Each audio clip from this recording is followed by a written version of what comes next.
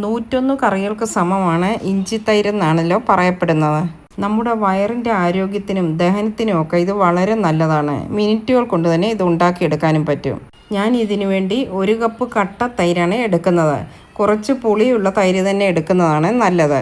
ഇനി ഈ തൈരൊന്ന് ഉടച്ചെടുക്കണം. മിക്സിയിലിട്ട് അടിച്ചെടുക്കരുത്. ഇതുപോലുള്ള വിസ്ക് വെച്ചോ സ്പൂൺ കൊണ്ടോ ഉടച്ചെടുക്കുക. ഇനിയും വേണ്ടത് ഒരു മീഡിയം സൈസ് ഇഞ്ചിയാണ്. ഇഞ്ചി ഒന്ന് ക്ലീൻ ചെയ്ത ശേഷം ചെറിയ പീസായി അരിഞ്ഞ് മിക്സിയുടെ ജാറിലേക്ക് ഇട്ട് കൊടുക്കുക. ഇനിയും വേണ്ടത് 1/2 കപ്പ് ചിരകിയ തേങ്ങ, 1 പച്ചമുളക്, 1/2 ടീസ്പൂൺ ചെറിയ ജീരകം. ഇതെല്ലാം കൂടി മിക്സിയുടെ ജാറിലേക്ക് ഇഞ്ചിയുടെ കൂടെ ഇട്ട് കൊടുക്കുക. പച്ചമുളക് രണ്ടായൊന്ന് മുറിച്ച് വേണം ഇട്ട് കൊടുക്കാൻ. ഇഞ്ചിയുടെ എരിവുള്ളത് കൊണ്ട് പച്ചമുളക് കുറച്ച് ചേർത്ത് കൊടുത്താൽ മതി. ഇനിയും 2-3 സ്പൂൺ തൈര് ചേർത്ത് കൊടുത്ത് വേണം ഇത് അരച്ചെടുക്കാൻ. നല്ല ഫൈൻ പേസ്റ്റ് പോലെ അരച്ചെടുക്കരുത്. ചെറിയൊരു തരിതരിപ്പായിട്ട് വേണം ഇത് അരച്ചെടുക്കാൻ.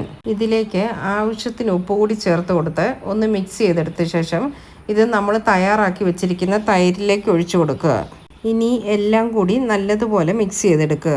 നമ്മുടെ ഇഞ്ചി തൈരിന് ഇത്രയും കട്ടിയാണ് വേണ്ടത്.